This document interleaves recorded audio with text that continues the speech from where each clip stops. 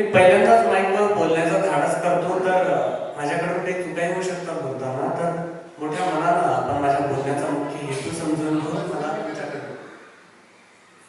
तुमच्याकडून क्षमेचा वर्षाव करावा, कारण फुलांना चुरगळल्यानंतर येणारा सुगंध म्हणजे क्षमा असते। या ठिकाणी प्राचार्य मॅडम, शिक्षक वृंद सर्वच आहेत, त्यांनी मला बोलण्याची संधी दिली, मला खूप आनंद वाटला आणि माझ्यासाठी ही खूप अभिमानास्पद बाब आहे।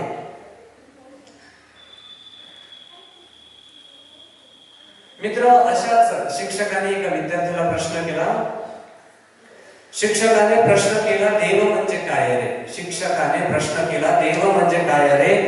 एकाच शब्दात सांग, राजा म्हणजे काय रे? एकाच शब्दात सांग, राजा म्हणजे काय रे? प्रश्न होता तो तिसरा, आगळा न वेगळा। प्रश्न होता तो तिसरा, आगळा न वेगळा। ज्ञान स्वाभिमान बुद्धिमान म्हणजे काय रे? विद्यार्थ्याने जे उत्तर दिलं मित्र, ते पहा किती सुंदर उत्तर आहे। देव म्हणजे काय, त्यानं फक्त माया लिहिलं। देव म्हणजे काय, त्यानं फक्त माया लिहिलं। राजा म्हणजे काय, त्यानं शिवराय लिहिलं। राजा म्हणजे काय, त्यानं शिवराय लिहिलं। ज्ञान स्वाभिमान बुद्धिमान त्याला आलं नाही, तिथं त्यानं एक शब्द भीमराय लिहिलं। एक शब्द भीमराय लिहिलं। मित्र, शिक्षण म्हणजे काय? आपण रोज शिकतो, सर्वजण शिकतात, 10वी पर्यंत शिका, ग्रॅज्युएशन शिका। शिक्षण म्हणजे नेमकं काय तरी जो आताच्या काळात काहीच जरी नाही शिकला तर नोटीवरचे आकडे पाहून सांगू शकतात की साम्राज्य काय करायचं एवढं तर मित्र, एक सॉक्रेटिस नावाच्या तत्त्वज्ञानी होऊन गेले। जीवशास्त्राचे जनक कोण आहेत माहितीये का? अरिस्टॉटल। जग जिंकणारा कोण होता माहितीये? सिकंदर। सिकंदरचे गुरु अरिस्टॉटल, अरिस्टॉटलचे गुरु प्लूटो आणि प्लूटोचे गुरु सॉक्रेट होते। आणि ते सॉक्रेट्स जे होते त्यांना शिकवण्यात त्यांना आनंद मिळत होता। तिथल्या सर्व राज्यातील विद्यार्थ्यांना जे बाहेर फिरतात किंवा काही शिकत नाहीत अशा विद्यार्थ्यांना त्यांनी जमा केला आणि तिथल्या विद्यार्थ्यांना शिकवण्याचा प्रोग्राम चालू केला। आता राजाचं हे लक्षात आलं, राजामध्ये तुला शिकवण्याचा आणि शिकण्याचा अधिकार नाही, तू कसं शिकू करू शकतोस? तुझे आई वडील आमच्या राज्यात, आमच्या राजवाड्यात राजवैद्य म्हणजे डॉक्टरचं काम करतात, त्यांनी आमची खूप सेवा केली, त्यामुळे आम्ही तुला कोणतीही सजा तर देणार नाही, पण एक गोष्ट आहे, तू हे शिकवणं बंद कर, म्हणजे तुला कोणत्याही प्रकारची शिक्षा करणार नाही। सॉक्रेटिस म्हणते, बघा महाराज, मला तुम्ही वाटेल ते शिक्षा देऊ शकता, मला तुम्ही वाटेल ते शिक्षा देऊ शकता, पण मी शिकवणं थांबवू शकत नाही। सॉक्रेटिसचं शिकवणं एवढं चांगलं होतं की विद्यार्थी विचार करू लागले। शिक्षण म्हणजे काय, तर आपल्याला प्रश्न पडणं गरजेचं आहे। राजाने त्या सॉक्रेटिसला सजा दिली, जेलमध्ये बंद केलं। आता त्या जेलमध्ये जे कैदी होते त्या कैद्यांना हा सॉक्रेटिस शिकवायला लागला। ते कैदी विद्वान व्हायला लागले। राजाला परत ही माहिती मिळाली, राजा म्हणे, बघ तू शिकवणं बंद कर, नाही तर आपल्या राज्यातील सर्वात मोठी शिक्षा जी आहे, तुझ्या हातात विषाची बॉटल देऊ, विष देऊ आणि ते तुला स्वतः प्यायला देऊ। मित्र, मरण प्रत्येकाला येणार आहे, पण मरणाची भीती खूप मोठी असते। 2 मिनिटानंतर, अर्ध्या तासानंतर, 2 वर्षानंतर आपण मरणार आहोत, ही भीती खूप मोठी असते। त्यामुळे जर कोणी आपल्या हातात मरणाचा म्हणजे जहराचा, विषाचा प्याला जर दिला आणि म्हटलं पी, तर माणूस नाही पिऊ शकत। प्रत्येकाला माहिती आपण मरणार आहोत, तरीही पिऊ शकत नाही, ती भीती खूप मोठी असते। त्याचप्रमाणे सॉक्रेटिस राजाला म्हटलं, तुम्ही म्हणसाल ती शिक्षा मी मान्य करायला तयार आहे, पण मी माझं शिकवणं थांबवू शकत नाही। राजाला ऐकून हे राग आला। राजा म्हणे, ठीक आहे, ठरल्याप्रमाणे मी तुला ती शिक्षा देणार। सॉक्रेटिसच्या हातात विषाचा प्याला दिला गेला आणि सॉक्रेटिसला म्हटलं की ते तुला प्यावं लागेल। सॉक्रेटिस मध्ये, महाराज माझी शेवटची इच्छा तुम्ही विचारली नाही। राजा म्हणते, ठीक आहे, तुझी शेवटची इच्छा काय असेल? तो म्हणते, जेवढेही माझ्या आसपास विद्यार्थी असतील त्या सर्व माझ्या विद्यार्थ्यांना बोलवा, त्यांच्या समोर मी विष प्यायला तयार आहे। राजा म्हणे, ठीक आहे। राजानं त्या सर्व जवळपासच्या विद्यार्थ्यांना, कैद्यांना, ज्यांनी त्या सॉक्रेट्स कडून विद्या ग्रहण केली होती, त्या सर्वांना जवळ बोलावलं, समोर बोलावलं. सॉक्रेट त्या सर्वांसमोर उभा राहिला आणि त्यांना सांगितलं की बघा, आतापर्यंत जेही आपण काही शिकलेलो आहोत ते शिकलं, त्याच्यावर तुम्हाला गृहपाठ अभ्यास मिळाला होता, तो तुम्ही पूर्ण केला. आता मी तुम्हाला आज जे शिकवणार आहे ते खूप महत्वाचं आहे. आज तुम्हाला मी जे शिकवणार आहोत ते हे की माणूस विष पेल्यानंतर मरते कसा, हे आज आपण पाहणार आहोत. आणि तुमचा अभ्यास हा असणार की हा मरणारा माणूस आपण जिवंत कसा करू शकतो, किंवा विषाने माणूस मेलाच नाही पाहिजे, किंवा या विषयावर त्याची वेगळी औषधी आपण बनवू शकतो का, हा तुमचा अभ्यास असणार. आणि आपल्या स्वाभिमानासाठी, नीतिमत्तेसाठी मरणारा जगातला पहिला शिक्षक म्हणजे तो सॉक्रेट्स होऊन गेला. तर मित्र, या गोष्टीमधून आपण शिकलो की शिक्षण म्हणजे काय. तर शिक्षण म्हणजे फक्त लिहिता वाचता येणं म्हणजे शिक्षण नाही, तर शिक्षण म्हणजे विचार करण्यासाठी भाग पडणारा विद्यार्थी, ज्याला प्रश्न पडणार, तो म्हणजे शिक्षित विद्यार्थी असं आपण म्हणू शकतो. तर मित्र, या ठिकाणी एक आपण मनोरंजनात्मक कार्यक्रम असावा असं मला वाटते. बघा, आपल्या आयुष्यात सर्वात मोठा रोग जर कोणी होत असणार, देवापलीकडे जर आपण कोणाला आधी आवाज देतो तर ती असते आहे. त्यावरच आमच्याकडे एक कवी आहेत, माझे गुरुवर्य आहेत अनंत राऊत, त्यांची कविता आहे, माझ्या गावचे आहेत ते. मित्र वनव्यामध्ये गारव्यासारखी ही कविता ऐकलेली आहे ना, त्यांनी लिहिलेली आहे, त्यांनीच म्हटलेली आहे, युट्यूबवर खूप फेमस आहे. आणि त्यांची जी दुसरी ही कविता आहे, कुणाला डोळे झाकताच सुंदर दिसते, कुणाला डोळे झाकताच सुंदर दिसते, कुणाला रंभा उर्वशी वसुंधरा दिसते, कुणाला डोळे झाकताच सुंदर दिसते, कुणाला डोळे झाकताच रंभा उर्वशी वसुंधरा दिसते, नवनाटकी जगासन जाणो काय काय दिसते, मी डोळे झाकतास राबणारी माझी माय दिसते, मी डोळे झाकतास राबणारी माझी माय दिसते. माझ्या मायेचं संसारिक जीवन बघत गेलो, माणसाचा माझ्या मनाचा अहंकार पुसत गेला, आणि सतत चालणाऱ्या बापाच्या पायाच्या भिगाईत मला यशाचा मार्ग दिसत गेला.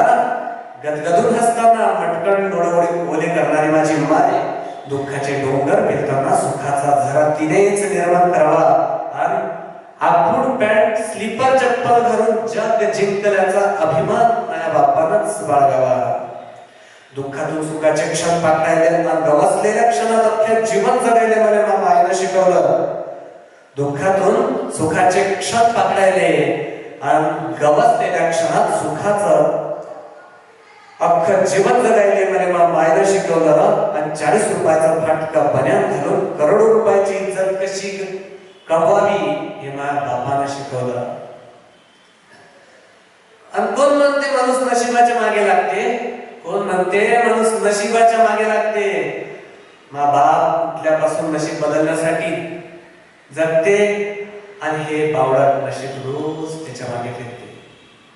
मातीची चूल, मातीचं घर, मातीचं अंगण, अख्खं आयुष्य मातीची चूल, मातीचं अंगण, मातीचं घर, अख्खं आयुष्य मायनं मातीतच काढलं. लोक म्हणतच असतील मा बापाले काय तू कमावलं. अरे कमवेल कसा, अख्खं आयुष्य त्यानं माणूस बनण्यात गमावलं, आयुष्य त्यानं माणूस म्हणण्यात गमावलं.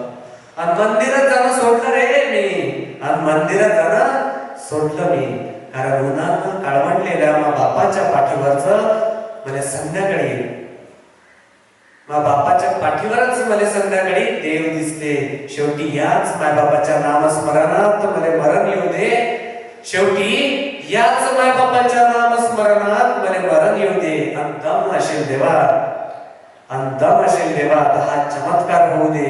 तो स्वर्ग, तो मोक्ष, तो स्वर्ग, तो मोक्ष तुलाच राहू दे.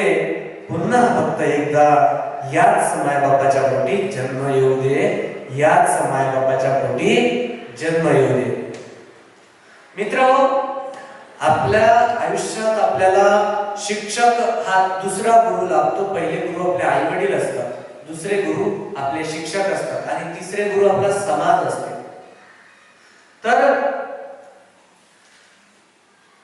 आपल्या आपल्याला जेही आज अधिकार आहेत ते शिक्षणाचे अधिकार आहेत, आपल्या संविधानामुळे आपल्याला प्राप्त झालेले आहेत.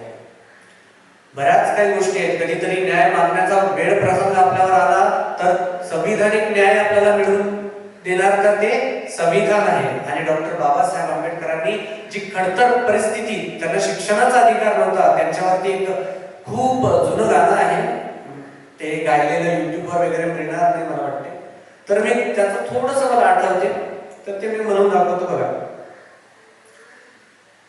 डॉक्टर बाबासाहेब आंबेडकर बाहेर पाणी चालू असते तरीही शाळेला निघतात. शाळेला गेल्याच्या नंतर दरवाजा खटखटतात आणि त्या टीचरला म्हणतात की मला आतमध्ये येऊ द्या, मी तुम्ही सांगितलेला अभ्यासही केलेला आहे.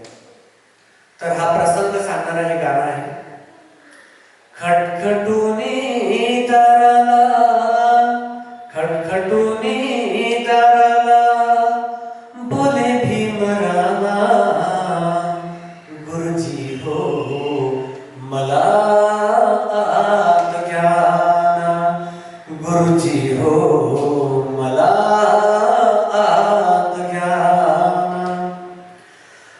सांगितला धडा मी लिहून मी आणला, चिंब पावसाने तोही भिजून गेला. कुठल्याही कोपऱ्यात मला बसू द्या ना, गुरुजी हो मला आत घ्या ना, गुरुजी हो मला आत घ्या ना. गुरुजी यावर उत्तर काय देतात बघा. कसा आत घेऊ मी, कसा आत घेऊ मी, सांगणारे बाळा, तुझ्या ओल्या थेंबाने विंटाळेल शाळा. जसा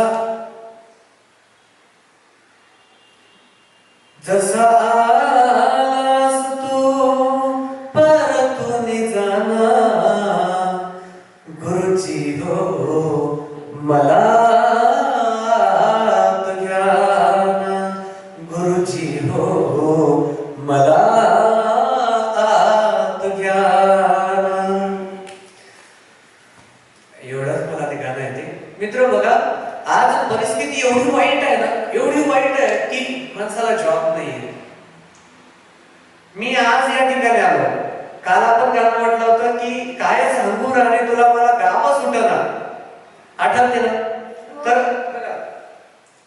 मी माझ्या गावापासून 1000 किलोमीटर दूर या ठिकाणी आहोत. तुम्ही आपल्या घरापासून, आपल्या आईवडिलांपासून दूर आहात. आता का? कारण आपल्याला शिक्षणाची गरज आहे. आपल्या गावामध्ये, आपल्या ज्याही ठिकाणी आपण राहतो त्या ठिकाणी प्रॉपर सुविधा नाही आहेत, जॉब्स नाही आहेत. अशाच परिस्थितीत 2 विद्यार्थी जॉबसाठी जातात. इंटरव्ह्यू दिला जाते. इंटरव्ह्यू मध्ये पहिला प्रश्न एका इंटरव्ह्यूवर जॉबसाठी आलेल्या त्या इंटरव्ह्यूवरला त्या विद्यार्थ्याला विचारतात की 2 प्रश्न विचारतो, उत्तर जर बरोबर दिलं तर सिलेक्ट करतो. पहिला प्रश्न, तू रेल्वेमध्ये बसलेला आहेस, तुला गरम व्हायला लागलं, तुला उकळायला लागलं, तू सर्वात पहिलं काम काय करशील? तो म्हणते, सर मी रेल्वेचं जे माझ्या जवळ खिडकी आहे ते मी खिडकी उघडणार. तो म्हणते बरोबर, अगदी बरोबर, पहिल्या प्रश्नाचं उत्तर बरोबर दिलंस. आणि दुसरा प्रश्न असा असते, जी खिडकी तू उघडली त्या खिडकीमधून येणारा जो वारा आहे त्याचा वेग आहे 120 km/h. त्या बोगीमध्ये तू बसलेला आहेस, त्याची घनता आहे 120 क्युबिक सेंटीमीटर. आता सांग, ही रेल्वे एक खांब पार करायला किती वेळ लागेल? तू म्हणते काही प्रश्न विचारले सर, पहिला प्रश्न तुम्ही साधा विचारला, काही पण विचारलं, ते सर्व तर गेट आउट. दुसरा प्रश्न फेल झाला. बाहेर गेल्यानंतर बाहेरचा विद्यार्थीला विचारते, कारण ते काय विचारलं, मला पण सिलेक्ट झालं तर बरं होणार, काय विचारलं सांग. ते 2 प्रश्न विचारतात, 2 प्रश्नाचे उत्तर बरोबर दिले तर सिलेक्ट. पहिला प्रश्न सोपा होता म्हणते. पहिला प्रश्न तर रेल्वेत बसलेल्या गरम व्हायला लागलं, काय करायला? साध्या घोड्या मला मी सांगितलं म्हणते दरवाजा त्या रेल्वेचा. रेल्वेची खिडकी उघडणार आणि दुसरा प्रश्न चालू झाला, वाऱ्याचा वेग, घनता, क्युबिक मीटर, खांब बंद, रेल्वेचा वेग. चालला आलो म्हणे मी. ते ठीक आहे.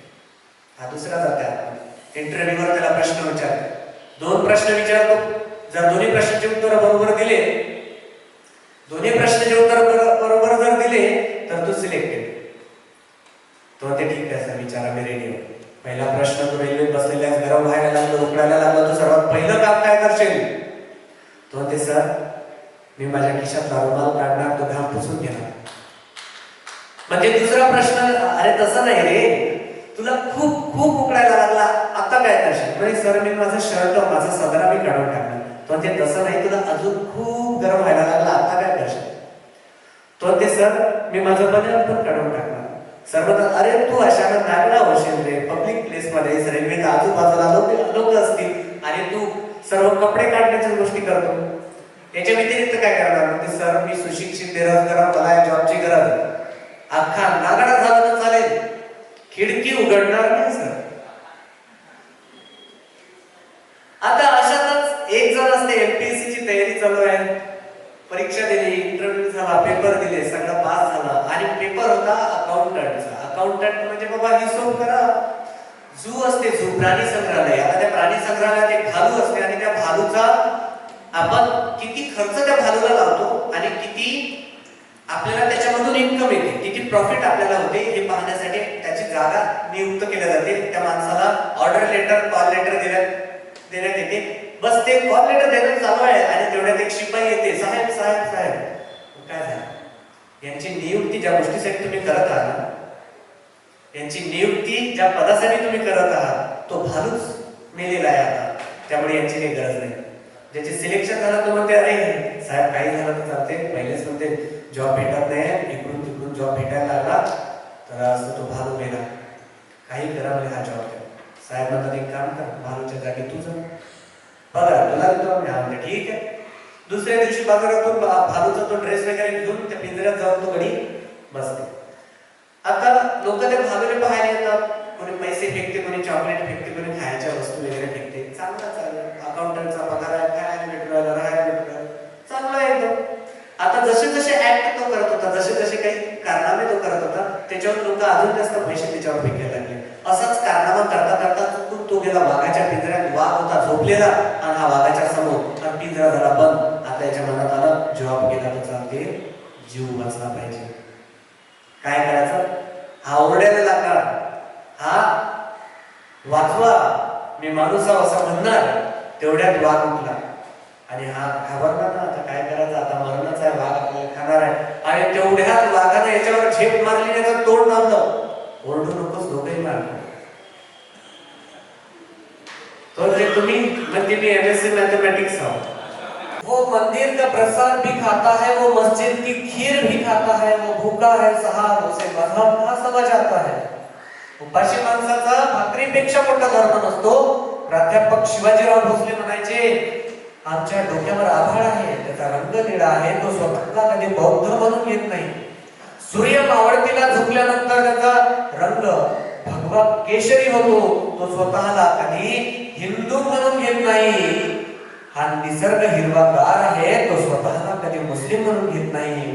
कारण हे सगळे एकाच निसर्गाचे घटक आहेत. तसंच आपण सध्या सगळे एकाच निसर्गाचे घटक आहोत. या जगामध्ये धर्म, जात, पंथ, पक्ष, वर्णभेद, सीमा प्रांताच्या पलीकडे या जगामध्ये सर्वात मोठा धर्म हा मानवता, माणुसकी आहे. कारण वो मंदिर का प्रसाद भी खाता है, वो मस्जिद की खीर भी खाता है, वो भूखा है साहब, उसे मजहब कहाँ समझ आता है. मित्र, प्रत्येकाला या आयुष्यात दुःख आहे. तथागत भगवान गौतम बुद्ध म्हणतात, मानव जन्म हाच दुःखाची सुरुवातच आहे. तर बघा, दुःखावर एक कविता अनंत राऊत यांनी लिहिलेली आहे. रडतोस काय वेड्या, संकट कुणास नसते, रडतोस काय वेड्या, संकट कुणास नसते, काट्यात बांधलेले घरटे सुखात असते, कित्येक मस्तकेही वाचून शून्य ठरली कित्येक मस्तकेही, वाचून शून्य ठरली प्रत्येक काळजाचे, आभाळ होत नसते दुःखासही कधी तू टाळू नकोस राजा, दुःखासही कधी तू टाळू नकोस राजा, प्रत्येक वेदनेच्या गर्भात सुख असते, प्रत्येक वेदनेच्या गर्भात सुख असते, अस्तित्व शोधण्याचे साधे गणित आहे, अस्तित्व शोधण्याचे साधे गणित आहे, तू या जगात बसतो, तू या जगात बसतो, हे जग तुझ्यात बसते, रणात काळजाच्या, रणात काळजाच्या जगणे असे जिरावे, रणात काळजाच्या जगणे असे जिरावे,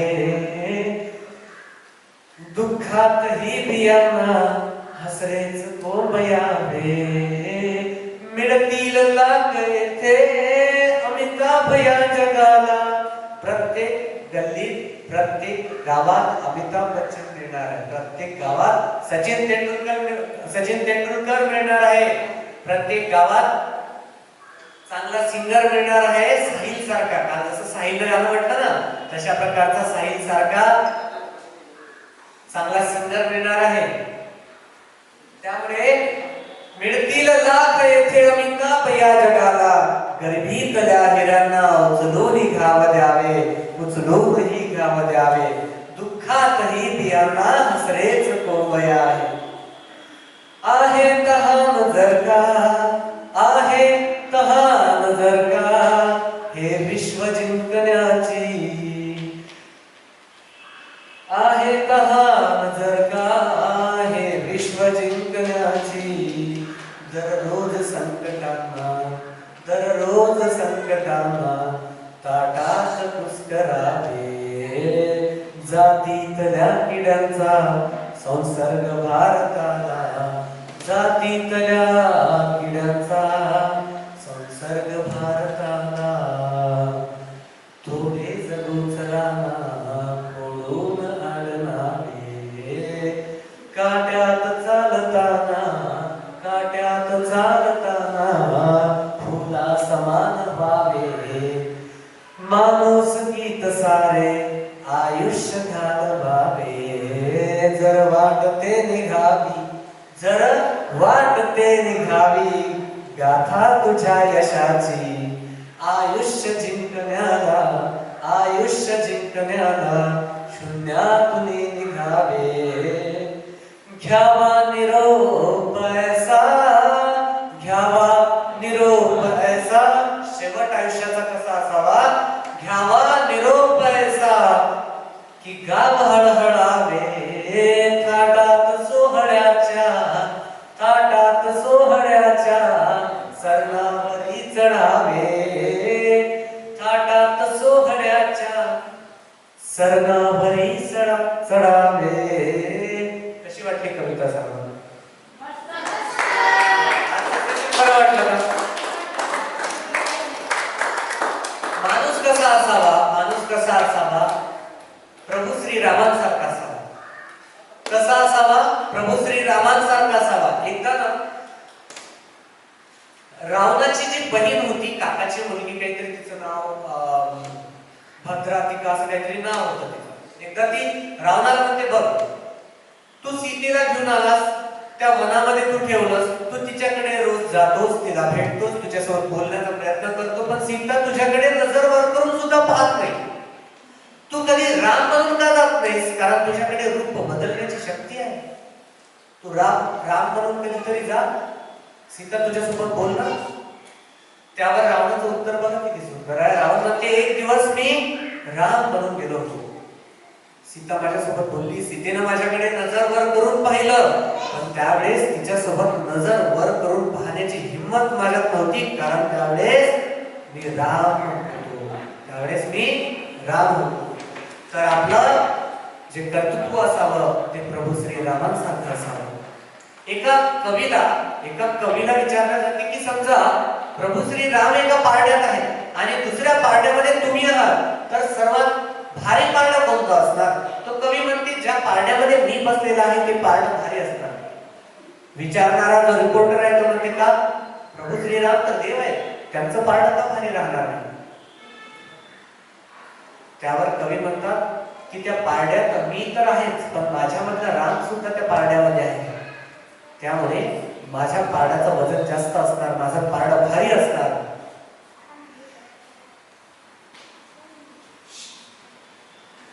मित्र, कसं वाटलं तुम्हाला आजचं सेशन? मस्त वाटलं?